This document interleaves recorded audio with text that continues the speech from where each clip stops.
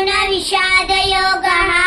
धृतराष्ट्र उवाच धर्मक्षेत्रे कुरुक्षेत्रे समवेदायुयुत्सवः।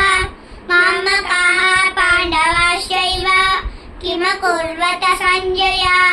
सञ्जय उवाच दृष्ट्वा तु पाण्डवानीकं व्यूढं दुर्योधनस्तदा आचार्यमुपसंगम्य राजा वचनमब्रवीत्। पश्यैतां पाण्डुपुत्राणाम् आचार्यमहतीं च वो व्यूढान् नृपदपुत्रेण तव शिष्येन धीमता।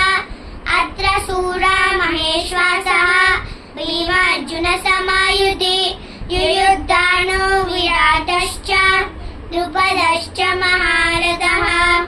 पश्यकेतुस्नेहिदानः काशीराजश्च वीर्यवान् पुरुजित् कुन्तिभोजश्च सैन्यश्च नरपुङ्गवः। युधामन्युश्च विक्रान्तः युक्तमौजाश्च वीर्यवान् सौभद्रो द्रौपदेयाश्च सर्व एव महारथः।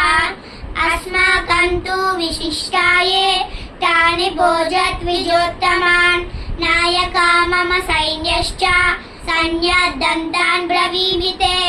भवान् भीष्मश्च कर्णश्च कृपदश्च समितिञ्जयः अश्वत्थामा विकर्णश्च सौमदत्तिश्च दैव च अन्ये च बहवः शूरा मदत्ते त्यक्तजीविताः।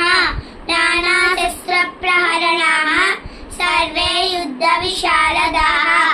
अपर्याप्तं तदास्माकं बलं भीष्माभिरक्षितं पर्याप्तमेतेषा बलं भीमाभिरक्षितम्। अयनेषु च सर्वेषु यदा भावमवस्थिताः भीष्ममेवाभिरक्षन्तु भवन्तः सर्व एव हि।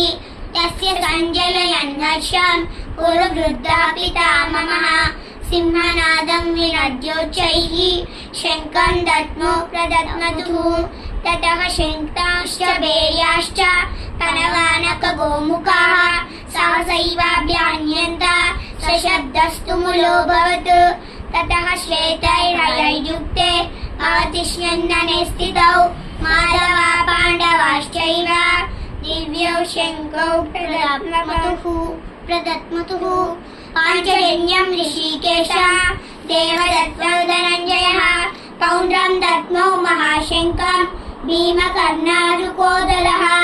अनन्तविजयं राजा कुन्तीपुत्रो युधिष्ठिरः नकुलसहदेवश्च सुघोषवह्निपुष्पकौ काश्यश्च परमेश्वरः शिखण्डी च महारथः।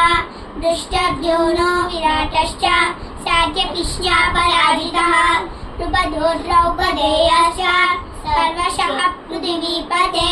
सौभद्रश्च महाबाहुः शङ्खान् दद्मो पृथक् सघोषो धृतराष्ट्राणां हृदयानि व्यधारयत्। नभश्च पृथिवीं चैव तुमुलो व्यनुनादयन्। अदव्यवस्थितान् दृष्ट्वा धृतराष्ट्रान् कविध्वजः प्रवृद्धे शस्त्रसम्पाते धनुरुद्यम्य पाण्डवः।